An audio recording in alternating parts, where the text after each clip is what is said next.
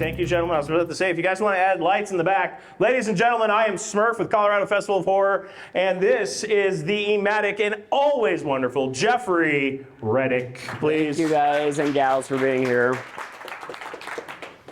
So, where to start? Jeffrey and I actually have a bit of a history together. Him and I mean, so many Alamos ago that we did interviews and hung out and drank and good God, what has happened since then? Well, I got sober since then. I mean, you know, I applaud your commitment. As I'm grabbing both of my drinks. Don't try this at home, kids. I'm a trained professional. So, Jeffrey, we never covered that, I actually. still like Jeffrey because it makes me feel young. So. You don't have any volume, so. Okay. I still like Jeffrey because it makes me feel young. Well, you are young. I know. By older people age standards, I am very young. So, when your standards, you started extremely young. Yes. So for the ones new to this, you started Final Destination, which I am still waiting for you to kill me. I am still upset that you have not brought me into a film and not killed me yet. That will happen someday. It will. It will. These are strange goals, everyone. I mean, how often you're like, I want to be in a movie. No, I just want to be killed. I don't even want any speaking lines. I just want to be murdered. I mean, I can murder you just like on my iPhone. Ooh, I like that. That's a good point. But yes, I guess I'll tell the story. Yeah, because it's kind of fun. So I started watching horror films when I was like 13. You know, my mom would let me and my friends do that because we weren't getting any trouble. You know, we weren't out drinking or doing anything. And I saw the first Nightmare on Elm Street when I was 14 and just loved it. It's my favorite movie of all time, very influential in my career, and went home and wrote a prequel idea on my little typewriter and found out that Bob Shea ran New Line Cinema, which put the movie out. So I mailed it to him and he sent it back and he's like, we don't take unsolicited material. And at the time, you know, I'm a 14-year-old hillbilly living in Eastern Kentucky in a trailer up a dirt road that doesn't know anything about how the business works. And I also did not know what unsolicited meant, so I had to look that one up. And what does this mean? And so I sent it back to him, and I'm like, look, sir, I have seen 3 of your movies, and I've spent $3 on your stuff, so I think you can take 5 minutes and read my story. So he did. He read it, and he got back to me from New York. He emailed me. Snail mailed you. Snail mailed me back. But it was just kind of that spark of encouragement that I needed, and so I ended up staying in touch with him and his assistant at New Line while I was in Kentucky, and I went to New York when I was 19. I went to Berea College in Kentucky, which is a wonderful college, and studied acting because my original dream was to be the first biracial Teen Beat centerfold, but that didn't happen. So as so many crash dreams of I'm sure everyone in this room.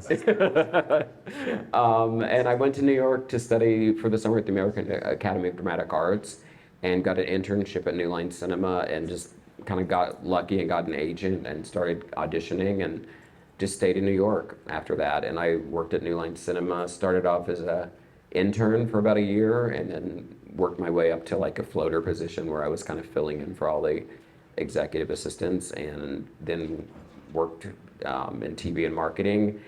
Had many scripts that I wrote that I gave to the company that they passed on. So, you know, your first couple of things are not good.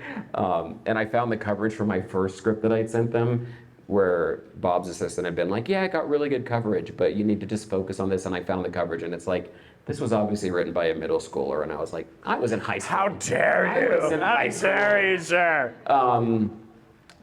But yeah, so after many years, like, yeah, when I in '97, like, I had a treatment for Final Destination. Knew that because I'd already given them a lot of stuff, and everybody else at work there was a writer, that I probably should get a producer attached. So I went out and got Craig Perry and Warren Zeit attached as producers, and we brought it back to New Line. And it was a hard sell because they were like, we don't know how you can make a horror movie where you can't And see. they hadn't yet. This was like uncharted territory for them because they're like, what do we do with this? How do we approach this? Yeah, like how do you make a horror movie where you can't see the killer? It doesn't make any sense to us. And we're like, that's the whole point. So, and at first it was adult characters, and then Scream came out and said they're like, make them teenagers. I'm like, okay, we'll make them teenagers. And then after like probably 8 months of back and forth, the producers are like, if you guys pass on this, we're just going to go to Miramax. And that's all you have to do is threaten to take it somewhere else. I'm like, we'll buy it. Wait. Back up. We want that. Yeah, that would have been, and thank God, because that would have been awesome if Harvey Weinstein did my friggin' first movie. That was sarcasm, just to make that. One funny joke. So yeah, like that story I just like to tell because, I had a dream when I was 14 about what I wanted to do, and the actions that I took weren't, like I had no master plan. I didn't think, oh, well, Bob's gonna read this. I mean, I thought maybe he would make it, like goofy, like a 14-year-old thought he's gonna love this and make it, but I didn't have a master plan about like how this was gonna play out. And it was like 5 years later when I was 19 that I happened to be going to New York and got the internship. So a lot of this business is certainly persistence and luck and the grace of God and people helping you, but you just never know how things, like seeds that you plant, are going to grow. And that's one of the biggest life lessons. I turn into like black gay Oprah when I get on. You the did. mic. I just start giving life. I just start giving life advice. But no, you never know. Under your chair is a book. Everybody, congratulations. Yes. And you get a book. You get a book. You get a book. But no, you never know how, especially if you're in the creative field, you never know how a seed that you plant today is going to grow somewhere else. So that's why I'm like, just never give up. And never give up the hope, because the hope is what kind of gives you that blind, like, gumption, for lack of a better word, to do something like tell the president of a company that you spent $3 on his stuff. Like, that's matters. I mean, that's ballsy. You're like, hey, bitch, I gave you $3.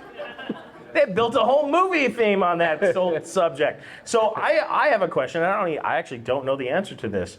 So what in Nightmare on Elm Street moved you? Because you see this film, and something obviously triggered that you go and write a prequel, which I would love to have heard and seen that. Yeah. But what was it that in Nightmare on Elm Street completely flipped the switches on? Well, my friends and I started watching horror movies more because it was kind of something naughty, like, how can you watch that stuff? It's gross. And so we would look for like the bloodiest, and for my friends, they were like, we want boobs. So it was like the bloodiest, boobiest horror movies we could find, and that's all we were watching. And there was a double feature of Alone in the Dark and Nightmare on Elm Street playing at the drive-in. And so the trailer for Nightmare on Elm Street didn't impress me because I didn't find out till later the print got washed out. So it looked cheap on TV compared to other stuff. So I watched Alone in the Dark, and I was like, that was scary. And I had no idea about Nightmare on Elm Street. And a chick gets dragged up the wall. It hit because I was at 14. I was not a connoisseur of horror. So like the kind of psycho switch out where you think Tina's the lead character. The special effects were like crazy. Like I'd never seen. They called it I remember the trailers called it fantasy horror. And except for maybe Phantasm, I don't think any other films can be categorized as fantasy horror. And for me, Nancy is the best final girl. And I mean that as far as the written character as well. Like, I love Jamie Lee Curtis. I love all the final girls. But Nancy was the first one who didn't just run from the killer and then fight back at the end. Like, she started investigating immediately, and then she went into his territory and dragged him out. And so having such a strong character, and then I started reading interviews with Wes Craven about how he was inspired, and I'm like, there's more than bloods and boobs to these movies. I don't know, because he was a scholar. I mean, Wes Craven was like brilliant, and so I started really reading into it. I'm like, you can tell a lot of stories within this genre. Like, it's not just about murdering people. No, and you can actually explore a lot of darker tones and even mindscapes as you have, because some of your later films that you have done on the independent circuit have been mind-blowingly fresh and just wild. We saw one I think it was the Writers' Retreat in Georgetown, and that one with Which Dead Awake, and that was, I mean, that whole premise. I mean, yes, very, Nightmare on Elm Street inspired, but you still went like even darker and explored different avenues. So when you were putting that together, what were you like scripting, or what was your architecture? Well, it was, when I write a story, my first question is, how is this going to be something that people universally are going to relate to? Because that's a story for any kind of film that you write, I think, is the universality of it. And, sleep paralysis, I had no idea how big of a phenomenon that was. I'd suffered from it. And then I started researching. I'm like, holy crap, this is like a big thing. And so I was like, well, this is a cool way that I can get into that nightmare psychology. But then you have to say, since so many people have it, how do you make this where the night hag attacks one person? Like, why is the night hag killing everybody? So it's like the Tooth Fairy of Dreams. Yes. So you have to, you have to start working on a mythology. But I wanted to keep it very character based. I love the movie. I feel like whenever I say this stuff, I don't ever mean to sound ungrateful, because I love all my babies, even the ones that are really not great. Because you have to learn to love them, because that's how you stay grateful in this business. But, at Dead Awake, we had it set up at a studio, and then the studio decided they weren't going to do horror films. So then we had an independent producer pick it up, and love him to death. But because we didn't have any money really for anything visually, they decided to make the night hag like a woman in a suit. And so in the script where there were things where you'd only see a glimpse of a shadow, it's like now we have a creature woman that looks like Samara from The Ring. So it's just overexposed for a horror villainess. So I still love the movie because there's some great elements, and like the whole peril, like her laying in the bed and just stuck staring at the ceiling is just.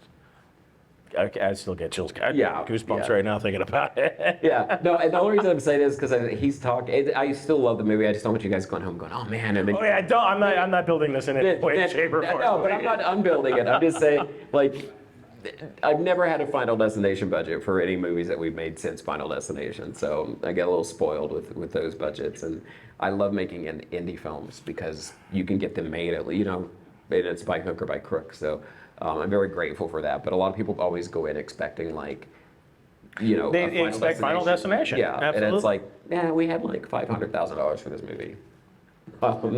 And special effects and people that will hold stuff, and instead of everyone doing every other job. So after Dead Awake, what comes next? What do you do after that? And you're like, okay, what do I want to do now? After Dead Awake, I produced the movie with the same director because he works out of Austin, Texas, amazing guy. But then I also wanted to get more into having control over my stuff. So I directed my first film, which is showing tomorrow night. Yes, I was going to say tonight. Tomorrow night. Tomorrow night. Thank you. And I'm very proud of it, but again, same story. We had it set up at a studio, had Virginia Madsen, had some big A-listers. We had some big names for it, and then we got back from location scouting. The company's like, we're being bought by another company, so we can't do the movie. And then my producer's like, well, we can shoot it for $500,000 in Baton Rouge, and you don't have to change anything. And I'm like, okay. And then, it's a fun movie, and hopefully if you're here tomorrow, I would actually love you all to watch it. But of course, everyone is going to be here tomorrow night, right? Yeah. Oh. There we go. But so I decided to move into directing and producing more because I just want to have more control over what happens to my stuff. But also, my goal has always been to be at a position where I can help other filmmakers. And I went through a period where I was kind of helping filmmakers by just letting them put my name on a project, as an EP, even if it was a really bad movie. You became Steven Spielberg of horror. Yeah, but not the Steven. The Animaniacs had nothing to do with Steven Spielberg. But I went through a phase where I was doing that just to help out independent filmmakers. But then my agent started going, you got to quit doing this because you're killing me, Smalls. You're killing me. Yeah. So you gotta start lifting. So I have one more movie coming out of Kentucky that I did that with, which is really fun, but it's like Terrifier, but with no boobs. Whoa, shit. Okay, But I ain't it's gonna really watch good. it. It's really fun. So out of all these ones that you strapped your name to, was there one that you're like, okay, I'm kind of feeling this one? I'm just trying to think. I'm also a little jet lagged, so my brain's not working. Take your time. I'm just going through the catalog You're like, of stuff. there's so many. No, there's not anything that I put my name on that I'm like, I'm mortified that my name is on this. All right. But what's your favorite one? I mean, you're like, okay, this one's fun. I like this one. Probably The Call. Okay. That was, I worked on a movie called The Final Wish with this director who'd been hitting me up on Facebook for like years, going, hey, do you have any, scripts? And I was like, no, dude, because people just hit me up, I don't mean that like cocky. No, but people just like. I mean, let's face it, Final Destination broke ground, and everyone wanted a piece of you. Well, and also people think, they don't understand how hard. Like, if you Google my name online, it says my net worth is like, it ranges anywhere from $5 to $20 million. I don't know where Google. Jesus Christ. No, I said if you Google on net, I don't know where the F they got that figure from, because I have never even had near $1 million anywhere near my bank account. On your way out the door, Jeffrey will be signing blank checks. So people just assume that I have my sister thought I was a millionaire until she visited me. And then she's like, oh, you live in an apartment with a roommate? I'm like, yeah, it's New York. I told you. Yeah, everybody lives in an apartment with a friend.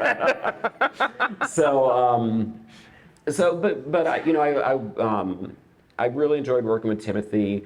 The Final Wish, he'd never done horror before, so I wanted to kind of like drag him into the genre because I knew he'd get hooked. And so that one was really fun because I got to work with Lynn Shay for the first time and Tony Todd. And then together. Yeah, deep ties with Tony. I love Tony yes, so much. Amazing. Yes. And then we did a movie called The Call, and that one was more fun because on the Final Wish, like Timothy, the director, was like, I don't want to do what I see them doing in horror films. I want to do the opposite of what they do in horror films. I'm like, no, there's a reason they do this stuff. Ride unicorns on rainbows on the way out the door. I mean, what was the opposite of horror? So with The Call, it was just more bloody, and then Tobin Bell was in that one too. So it was great to meet him and work with him. But I think that probably The Final Wish and The Call are my two ones that I just put my name. I mean, I did work on them. I didn't just put my name on them. I didn't work. Yes, I did actually work on them. I didn't just slap my name on them. But those are probably the ones that I didn't write, that I became involved in, that I think are the most just fun. So now that you kind of added directing, writing, you've acted, you've appeared. Yes, So out of all of the process and the positions, what do you find the most fulfilling? What do you go, okay, I'm feeling pretty good about this? You know what? It's so funny because I think post-COVID, I think the world kind of went through this where we're trying The blip? Yeah, everyone went nuts. Yeah. So, you start assessing your life, and, I still love writing. It's just the business is really tough. I mean, I had the fortune during COVID of working on a couple of animated shows, so I got to work in animation, which was really cool. Oh. Yeah, did some spooky kid stuff. Yeah. Oh, like Goosebumps stuff? No, one was called A Tale Dark and Grim, so it's based on the Grimm fairy tales. And the other one was Samurai Rabbit, the Usagi Chronicles. Yes, so I watched some of that. It's a spin-off. It's a YA spin-off of the Usagi Yojimbo. So, I got to work in cartoons, but, I'd love to produce, but again, that takes money and, money and time and staff. And yeah, so it takes, but I really would like doing that. And I have to say, like, the acting bug has never quite left me. You look like you were unfulfilled at the end of that role. You wanted more. I look at the camera and I'm like, please, cast me in something else. So, oddly enough, you wrote that. You wrote your own death. You wrote yourself out. That is hilarious. So yeah. So no, but it's like, I do feel like where I want to go now is more in the producing arena. I don't want to stop writing by any means. But I mean, could you stop writing at this point? You still seem like you're a fountain of ideas. No, I couldn't stop writing. Like I would still have to write. It's just with the business kind of changing the way it has. Like when I was growing up back in the day. Back in my day. You could sell a treatment to a studio, or you could sell a script to a studio, and then they would go out and they would get an actor and a director, And now when you take a script to a studio, they're like, well, who's your star? And it's like, well, that's your job to get a star on here. And they're like, no, well, we need somebody. It's above my pay grade. Yeah. So we need, and then it's like, well, we need somebody attached who's got like foreign value and international sales value. So then all of a sudden it's like they expect you to have like, an A-list star attached to your script. And it's like, it's a catch-22. Like, so the business is just getting crazier and crazier. Well, not all of us are Adam Sandler and have like this infinite pool of friends that we pull from. I have a lot of friends. You do have a lot of friends. I've hung out with a lot of your friends. But they're not. But I don't have like. Yeah, I don't have like. Oh, are you kidding? You Tom can drop. Cruise. Shut to Tony Todd. Yeah, no. Tiffany. Yeah. I mean, oh my God. Yeah. She was in Picard. I know. I loved it. Anyway. Did you call her when she was on Picard? Of course I did. What'd you say? No, I just said I fucking am so proud for you. Yeah. I'm sorry for cursing. Are there kids here? No, there's no children. It's a horror and it's after hours. And have you ever heard me not curse? Yeah. No. You Let's be honest. Yes. I tend to curse a lot when I get on a mic. I don't curse in real life, but you get me on a podcast or a mic or around small children, and I'm just like, I don't know what it is. I really. You're just like the barriers come off, and let's just be crazy. So okay, walk me through this animation because this is cool. What pulled you into animation? Well, I mean, that's so far out of your comfort zone. Yeah, you know what? I got very fortunate. There was a company that had already optioned this book and were negotiating a deal with Netflix. Navigating is actually you have to deal with fucking Netflix. It is. And they realized that they didn't have any writers who had done scary or spooky stuff, so they called me in for a meeting, and I loved the book, and we met, and then I didn't hear from him for like 9 months. So I'm like, oh, I guess I didn't get the job. And then they called me up and said, hey, sorry, it took 9 months to do a deal with Netflix because they're dicks. They didn't say that part. I'm saying that part. Yeah, that's just Netflix, yeah. And so I got to work on that and had a great time. And then the showrunners on that show got hired to do Asagi, so they brought me over to work on that as well. And I had a great time. It was working in a different genre, writing in a writer's room, which when you're used to being a solitary writer your whole life, to all of a sudden get to go and sit in a room with other writers. Fear the Walking Dead, here you come. Yeah. Yeah, no, I love TV. I would love to work in TV. Just because it is hard work, but if you're writing by yourself, it is like a cakewalk. Like I worked on this NBC show, Midnight Texas, for a season as a story editor. It's like you go in and people are just casually, because you have 8-hour days, so nobody's rushing through the day. And some people you can tell are just dragging stuff out because they, collecting the paycheck. Yeah. There are a couple, tap. You have a whole room where you're bouncing ideas off of everybody, and then they feed you, and it's like, wow, this is. Then nap time comes. It's like this is heaven. I'm not sitting in my room or at a Starbucks in the corner by myself. So I'd like to work in TV. Writing especially. All right. Did you ever read any of the comics? Yashagi Oyembo? Yeah. I read them after I got the job. Oh, after? Yeah. Okay. I don't know. You could have been a nerd. I read comics. But no. I read comics. I read lots of comic books, but I besides Akira, I didn't really know anything else. Yeah. So, I learned a new appreciation for that, for Usagi. So, can you talk about stuff you have coming up? Are you in the midst of something? I can. It's a weird thing because I'm in SAG and I'm in AFTRA, so I'm not allowed to promote any upcoming work that I'm acting in. So I'm not acting in anything. Right. That's okay. No. Here's what I'll say. You have a Doritos commercial coming up, I heard, for the Super Bowl. That would be sweet. No, what I can say without breaking any rules, and this, I'm not directly involved in this, but I'm very proud of this. Like, the next Final Destination will start shooting once the strikes are over. Like, that's huge. Yeah, we have John Watts, who did the Tom Holland Spider-Man movies. He wrote the story. The writer of the new Scream reboot. Right, the new Scream franchise. They're doing he wrote the screenplay, and I read online that Tony, I know stuff about the project, I just can't talk about it. But Right, within reason. but yeah, but I'm really excited about that. Going into production once again, I have to bash the AMPTP for not doing a fair deal. And then I had a movie that I was going to direct, a slasher movie that I was going to direct in Canada that got put on hold because of the strike. So once the strikes are over, going on. so once the strike's over, I will be directing that movie, which is my first slasher movie. So I'm really excited because all my stuff has been supernatural. Horror, and so I just wanted to write a really good slasher movie. Really? Ooh. Yeah. And how did it feel changing gears? It felt awesome. I got to get a lot of the stabby out. I didn't have to get all the intellectually thinking about creative. Did you have a lot of stabby reserve in there? You're like holding it back. Yeah. Just like.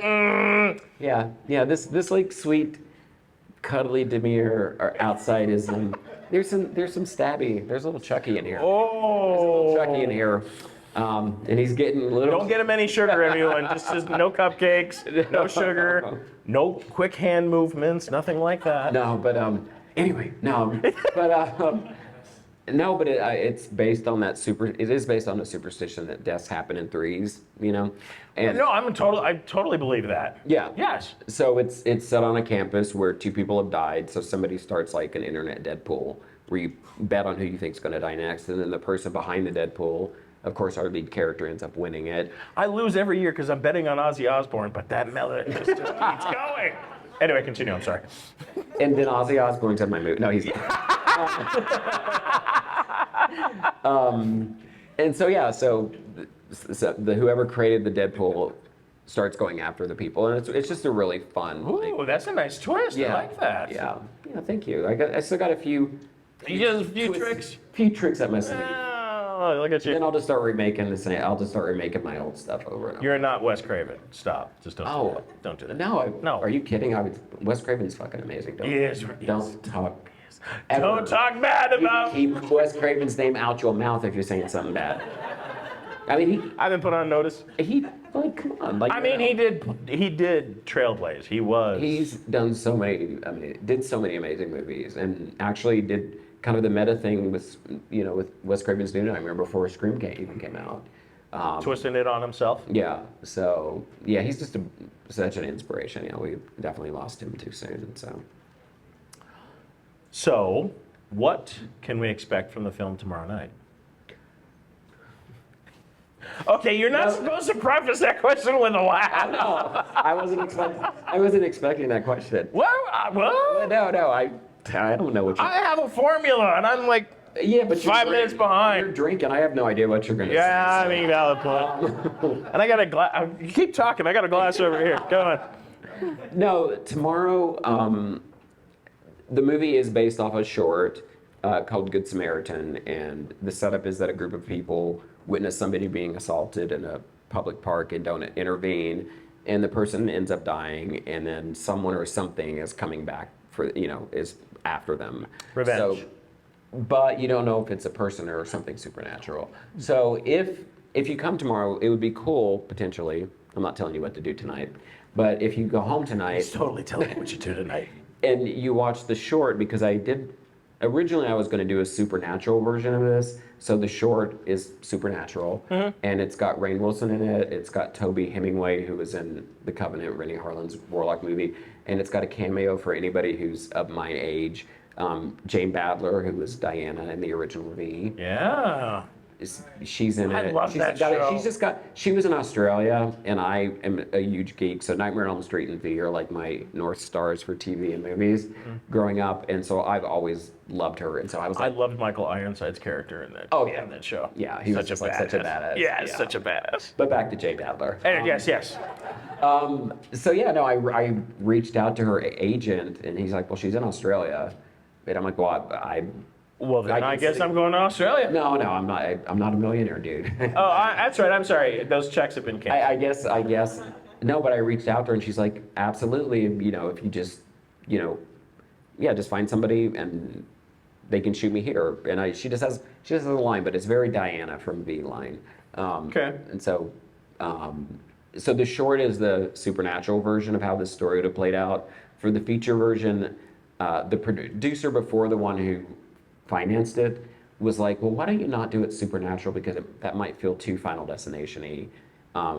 And why don't you make it a mystery so we don't know if it's real or if it's a killer? All right. Like That makes sense. That makes sense, but then I'm like, but then we can't show any of the actual murders because it'll give it away. Clues. So we were like, well, that's when we were going to get like big name actors to play all the characters because we're like, well, if we have Virginia Madsen playing like a big role. Who kills the main star in the first 5 minutes? Then we can get away with probably not having like a lot of blood. So, so what you can expect is an entertaining mystery. It's an all young cast. I'm very happy with all of them. I adore the cast. You can look forward to. Unfortunately, a lot of people were expecting it to be like Final Destination. We couldn't show the murders because of the nature of the story. So there's not really on-screen deaths. So that. But it still makes you think. It still makes you think. All right. And oh God, I had something funny. Oh yeah, it's not funny. It's funny. Well, it's not now. Like funny. Ha. Yeah. No, it's also got the longest fucking opening credit sequence you've ever seen because the producer. Like longer than Star Wars, like where the credits are running. Yeah, like the producer, for like a $500,000 film, the producer promised everybody like an opening credit scene, so it's literally 3.5 minutes of just names going by, and I'm just like, oh my God. So you can expect the longest opening credit scene, but after that, it's a fun, entertaining movie. So out of all like the celebrities and people that you've worked with, is there someone that you're like wanting to work with future, or you're like, I really want to do something or a collab or something with someone? I mean, yeah, like Wes Craven's dead, unfortunately. Yeah, like, he was definitely. That would have been huge. That would have been huge. It's I have just friends that we've talked about working together. Like, and this isn't. I got to quit quantifying everything because I don't want to sound like a douchebag. But like Kevin Williamson is a really good friend of mine, and we've talked about maybe doing something together. Like there are people like that I'd love to work with. But talent-wise, except for Robert Englund and Heather Langenkamp, and Jamie Lee Curtis, I've got to work with I've got to work with my favorite, or at least meet my favorite icons. So, I can kind of die happy tomorrow, just having met them and having them be a small part of something that I'm working on. So you're like, oh. I'm pretty easy to please. So I have to ask this question just because it's just been like the topic this weekend. But what's been the craziest fan interaction that you've had at the cons, since you've been on the road? Because I've heard some crazy stories this weekend already, and I want yours because I've already seen some of them, and I'm like, it's got to be crazier than that.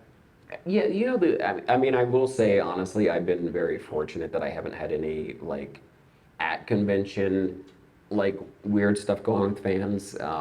So that's good. I just have some fans. There's no way to talk. Your fans are very loving. My fans are very loving. I have a couple of people that have some developmental challenges. Just being honest. So I give them a lot of latitude, but sometimes, they can just be very angry if I don't get them into a convention for free for the whole weekend, and will start tweeting about me and stuff, and it's just that's the stuff that bothers me. Yeah, you're like, easy there, beast. I have to be, yeah. So that's not. I haven't had any. Yeah, I don't have any. I mean, you haven't had people sitting in your front yard, No, I had one stalker in my whole life, and it was literally. I'm not getting too personal, but no. It was a guy I went on one date with, and then he would just call me and ring my bell and be like, hey, I just happen to be in the neighborhood. And I'm like, you live 10 miles from here, so. But that's all you do is ring my doorbell, and I'd be like, don't just come and do that. And he would be like, okay, and he would leave. So I don't have any I just wanted to see if you'd answer the door. Bye. Yeah, I don't have any crazy. I mean, I don't really want one because I know some people have had some scary stalkers. So, but I just joke I have just the one lame stalker my whole life, and he's just hey, I just happen to be in the neighborhood. I brought you sushi. Yeah. There you go. You want to get dinner? No. All right. See Hey, you want to go to Sizzler? um, What? Do they ask questions? Do I was just about to ask you. You want me to? We got a few minutes. You want to let some of the maniacs ask you some questions? Yeah. All right. It's all about you, Jeffrey. No, I didn't So want you to who would like to leave. ask Jeffrey a question? All right. Well, I'll come. I'll bring you this, and you can ask Jeffrey your question. Hi, Jeffrey. Hi. When you're writing a script, how do you set up your kills? Ooh. Oh, that's a good outlining question. Yeah. Writer, yeah.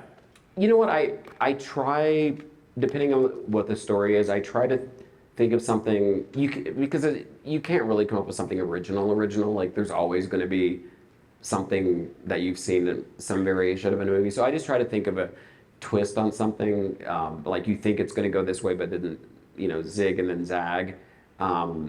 Or there's like a scene, I mean, I'm spoiling it. It's not from the movie Tomorrow, it's from the slasher movie. But, like there's a scene where we kind of establish this character earlier on likes apples, and there's like this thing where this girl that likes him leaves him an apple, and he doesn't realize it's from the killer, so he takes a bite. You see him take a bite, and then when he takes a second bite, you see that there's like a razor in there. And then he gets on the phone for a minute, so he's holding the apple, and the audience is going to be like, oh fuck, he's going to bite that apple, and he does, and then the razor gets stuck in his teeth. So it's building suspense, I think, up to the kills, sometimes as opposed to just like, what's the kill going to be? Because I think that's what makes Final Destination work is, yes, we love the splat at the end of the build-up, but it's really, oh, that's going to happen, oh crap, it didn't, that's going to happen, so I think the build-up is what really makes fun horror movies work. So when you're developing the characters, to build on your magnificent question, have the characters gotten away from you, or you're like, as you're developing the characters, because writers are always saying this, the characters take on a life of all of their own. So in your developing or your outline, has that happened to you, where it just completely goes off the rails from what you're expecting? No, my stories sometimes go off the rails from what I'm expecting, but I get a good sense of my characters. It's because everybody has their process, and so I respect, just like acting, everybody's got their process, and so but for me with characters, I usually sometimes base them off people I know, so that I know I'm going to get that complexity, because like with anybody, when you meet them, you get that first impression, but then when you get to know them, you see the layers under them. Or a lot of times I'll start with like an archetype and be like, okay, this is the typical jock in this movie, but let's make him complicated and smart and not just a stupid jock. You know what I'm saying? So right. Expand on the archetype. I more base it on somebody I know, or kind of whatever that word is when you tear something apart. There's deconstruct? Thank you. I was going to say it started with a D. And who's been trucking tonight? Who else? So yes, no characters have got. I know who my characters are once I start writing, but sometimes the story, I'm like, I don't know. I have no idea where I'm going with this. Yeah. Right. Who else has got a question? Oh, all right. What have you got for Jeffrey? Hi, Jeffrey.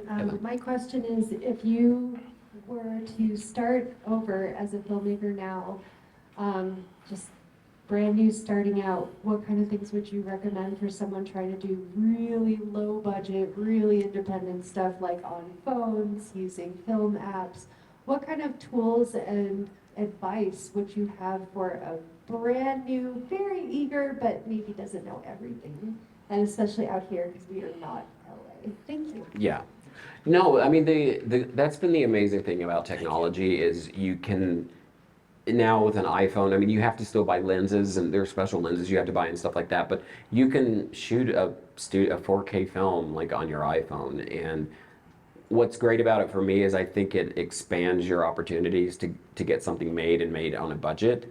I would tell anybody, if you're a writer, make friends with writers for sure, but also make friends with directors and actors, because it's an ecosystem. You all need each other. And so many times I go to conventions and the writers only hang out with writers, and the directors only hang out with directors, and the actors only hang out with each other. I'm like, you all need each other. You guys should be like talking to each other. So I think finding a great support system and a support group around you is important.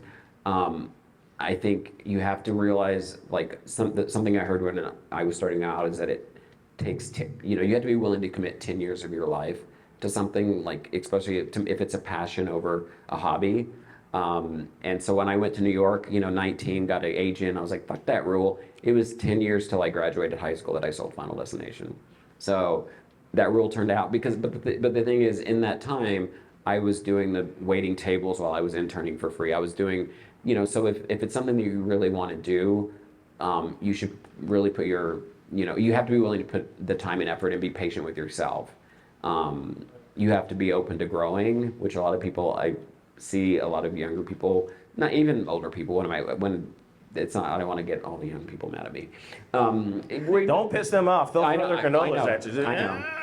And I can't run like I used to. So, no, but 39, it's okay. but I just learn to grow because you're always growing. When I wrote these cartoons, I learned so much that I had never even thought of when I was writing, because I'm like, it's just a different side of your brain. So be open to growing, surround yourself with a strong support team, take opportunities when you can get them, and learn also to take rejection. Like, that's the hardest thing to do, is to separate out. That's the best lesson I learned from New Line, is I got to see how the sausage was made. So I knew that behind the scenes, like, we didn't reject a script because it was bad. Sometimes we get amazing scripts in, and then here comes Jim Carrey with a crappy script, and they're like, let's do the crappy script with Jim Carrey and pass on the good one. So that's still kind of the mantra today. It's like, you can't put your personal value as an artist on what other people say about your work. But at the same time, you can also learn, if you're getting constructive criticism, how you can grow. But kind of detaching yourself, and I still am not perfect at it. Like, it is never fun to have a project turned down. It is never fun to read a bad review. It is never fun, to do that. But you have to learn that your personal value and your talent isn't created to what somebody else says. So that's kind of the Oprah-y kind of also technical kind of advice I would give to, if such a lady existed in the room that was asking that question. You get 2 paychecks. So what is the most intricate and wildest shot that you have seen that you have shot, and you were pleased with at the end of results? You're like, there's no way this is going to work. And you see it finally in post and all that, and you're like, wow, this actually came across the way I wanted it to. Well, I can only use the 2 things I directed for that question, since, you know what I'm saying, as far as like, Yep. because that's where I plan the shots. And there was a drone shot that I wanted to do in the Good Samaritan short that I love, and it turned out exactly how we had hoped it would. And we were worried because we were shooting in a neighborhood, and the neighbors were being assholes. They're like, you're making noise. It's like, we're not making. And so there was. You're breathing too loud. Yeah, and then it was, so there was a lot of, and then the wind was kind of. There were a lot of things that were making that drone shot hard to get, but we got it, and I just love it. Excellent. Not that you have to watch that short tonight again. Well, I mean, there is a drone shot. We got some time. Who else has a question? Anyone? You kinda? Are you sure? You're like, maybe, I don't know. I'm like, it's gonna be a whack question, but listen. It can't be that whacked. All right. Yeah. So now that you've gotten into the animation part, doing horror animation, and you've dabbled, like, done the Netflix thing, do you see yourself jumping into a extended long series, or wanting to do an extended long series of something, like, since movies are, like, shows are starting to become movies in shows, not necessarily movies anymore.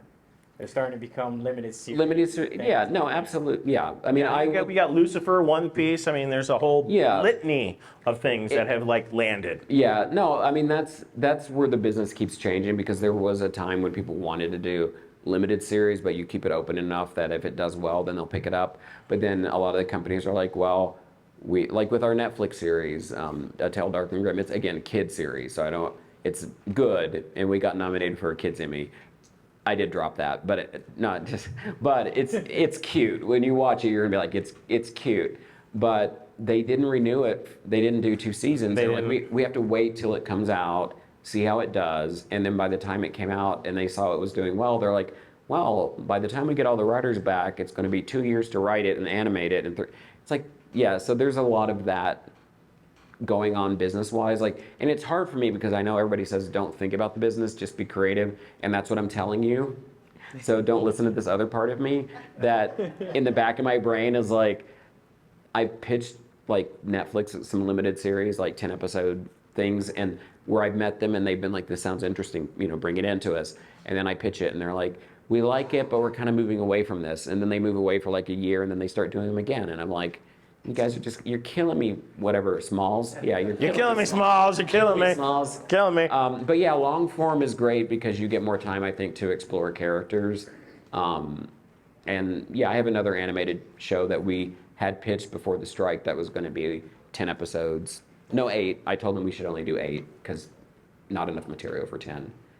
We had a question. We had a question up here, and then we did. Yes. Okay. Yeah. Well, while I'm walking over there, is there, besides yourself, a writer or director that we should keep our eye on? Is there someone that you're like, holy shit, I'm digging this person? Oh man, I wish No, there's like nobody. No one else exists but me. No, the reason I wish that I did known of that because I watch stuff, and I think there's a lot of people out there, but I know their movies, like the director of Barbarian. Fucking brilliant movie. Yes, that is.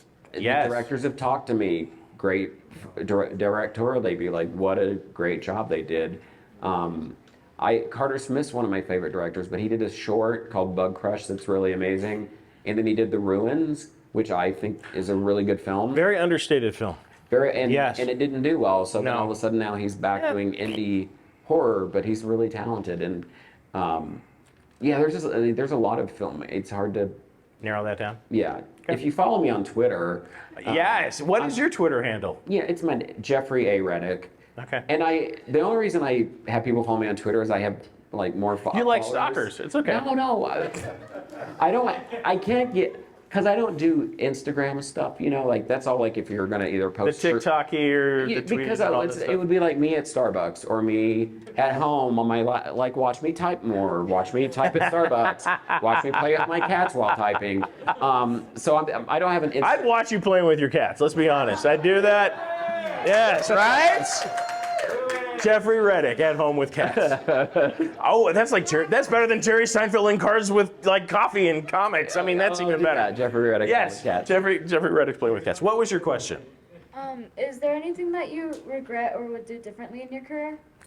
That's an excellent question. That's an excellent question, and very personal. I'm sorry, you have to leave. Here's the door. That was a total joke. I fucking grew up in a trailer. I tell all my shit like on a first coffee meet. I'm like, here's everything bad that's happened to me. I don't care. No, the two things that I regret, in all honesty, I wish after I sold this Final Destination, I had moved to Los Angeles in '97. Because I stayed in New York and worked at New Line Cinema till 2001, till after I sold the second one. So out of sight, out of mind. So the director and his writing partner on the first Final Destination pretty much they got all the credit in Los Angeles. So I had to move out to LA, kind of reintroduce myself to the town. And thankfully now people know that I created it, but that was a huge like kick to the nads, really, because no one knew. Yeah, but it's fine. And then the other thing, and this does get serious, but I always think it's worth bringing up is, I got sober 15 years ago, and I kind of wish I'd done that earlier. And I don't ever preach about drinking or drugs of any kind. I'm just like, if you can handle your liquor, awesome, that's amazing, because I couldn't. So if you find that you can't, get help, and there's no shame in that. And if you find that you're happy with what you're doing recreationally, don't start adding shit to it. Because drinking, fine. But then I started to sober up. I would start doing some coke just to sober up from the drinking. And luckily I never got crazy with that, but that's how I see, because addiction has ruined so many artists' lives that I know personally, and just ruined their lives. And took them a long time, and I wish I'd gotten sober a lot sooner. So I just say, if you're doing what you're doing and it's not like hurting your life, keep doing it, absolutely. Just don't start adding stuff on, because once you start adding stuff on, then it becomes a thing where it's like, I need more and more and more and more. So sobriety earlier and moving to Los Angeles earlier. Excellent. Who had the other question over here? You? Yes. All right, what do you got? So just wondering if, sorry. I'll be out in the hall. With all the projects that you have under your belt, especially, you know, with Final Destination, are there still times where you're sitting down and you're writing and you are still really hard on yourself and just think, I suck, you know, why am I even trying to do this? But I feel like that's just like a block that I constantly have while writing. It's like, oh, it's awful, you know, so. Yeah, you mean like my every other day? Yeah, absolutely. Oh, that was Tuesday. No, but honestly, you know, that here's the thing, that never goes away, I don't think, because when you're when you're putting something creative out, like that's coming from your heart and your soul, like you are bearing a deep part of yourself, whether you're a singer, writer, whatever kind of artist you are, and it's painful to put that stuff out there, and then you have self-doubt about it because you feel like it has to be perfect. I mean, to have Final Destination, again, if I'd have made different choices, my career would probably be at a much bigger place than it is. And again, I could die happy tomorrow with Final Destination, because at least as a horror fan, I've made my mark. But, you know, I was chasing that dragon for a long time. Like, my next movie's got to be like as successful as Final Destination. And, you know, I may never have another success at that level. But I have to let that go at a certain point and just be like, just start writing. Because for me, the self-doubt means I'll start an idea and never finish it, because then I'll move on to another idea, and so I'm a very big proponent now of just like writing that vomit draft of the first draft of something and just getting it out, because the rewritings where you just vomit out the first draft, so you have all the clay there on the table, and then you can start rewriting and chiseling it to make it perfect. But I think getting that first draft out and not caring if it's shit has been the best way for me to get past that. But even me saying that, I was in my room last night trying to read over what I just wrote on the plane, and I'm like, this sucks. Fuck me. Yeah, same conversations.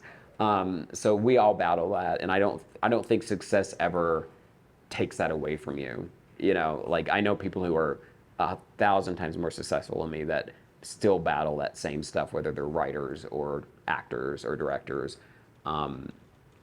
You know, that's just part of the being human and being humble, you know, because the other extreme is you think everything you do is fucking amazing, and then it's not any good, and then you just never grow and you just keep doing shit, you know. So I think that's part of the process, and it keeps us humble and growing. Well, and one of the quotes from Neil Gaiman, who what I find absolutely inspirational, is like, if you're a writer waiting for inspiration, that makes you a poet. It doesn't make you a writer. So, write every day, regardless. I have time for one more question. Anyone? Oh, we got 2 hands up. Oh, who came up first? Well, all right, it was Jay. Look, y'all, I'll take you out to the ring. All right, what do you got?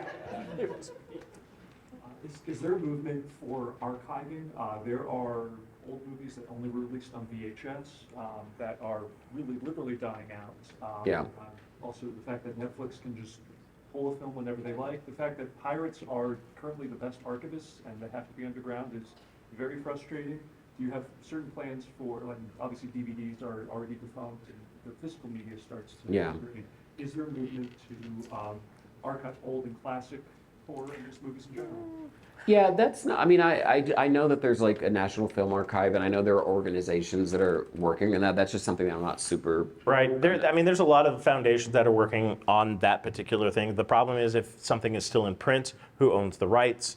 There's so much red tape in that particular venue. It's who owns it? Oh, Sony actually owns that. I mean, you'd be surprised as these studios have sold things off.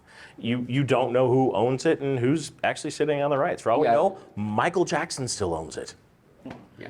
They own the Beatles. Yeah, exactly. Yeah, I have a couple of projects that were done indie, and then the companies went bankrupt because they didn't want to pay any residuals, and now it's like we don't know who owns the rights. I don't have the rights to it, and it's like nobody can tell me. So it's, but you own all the rest of your shit going forward. You're like Taylor Swift. Yes, that's it. The Taylor Swift of the horror world, right here, ladies and gentlemen.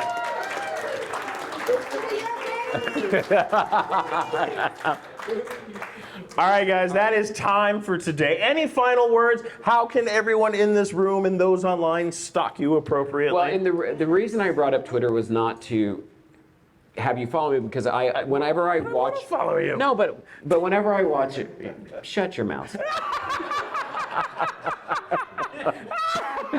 No, that's the only time I've ever meant anything I've said to him. No, I'm kidding.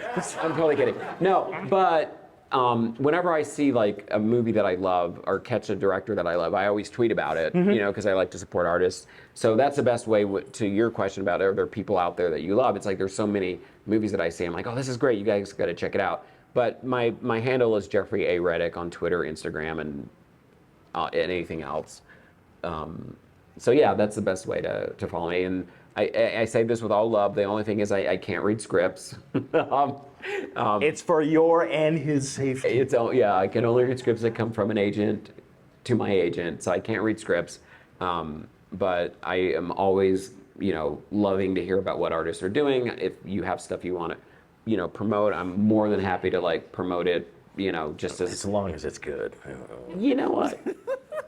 Sometimes I don't care. I mean, some of the bad stuff is funny. Like, God, this is so bad. I've got to promote the shit out of this. Yeah. I mean, here's what I will never lie. I will never say, this is a great movie, check it out, unless I think it's a great movie. If I just say, hey, look at this movie, you probably know that.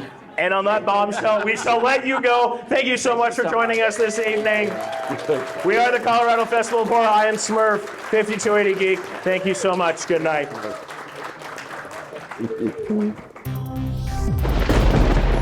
Ah!